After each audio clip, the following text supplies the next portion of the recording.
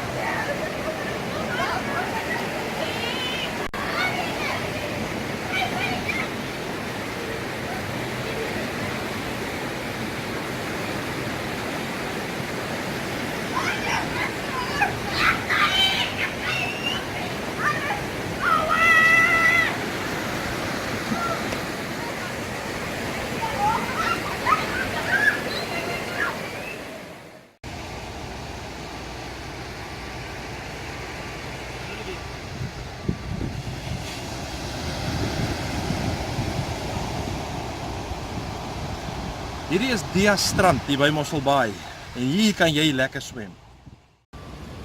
Jy kan hier in die agtergrond die ou swemplek van Mosselbaai sien. Daar ver. En hierdie Dia Strand gedeelte is eers na dit ingerig en hierdie ontwikkeling is toe na dit.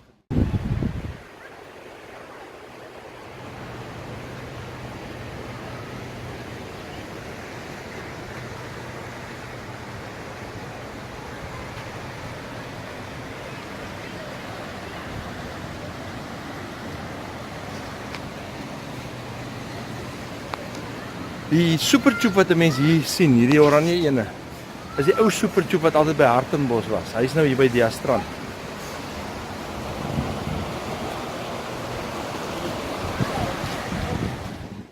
Life jackets vir ons wat nie kan swem nie.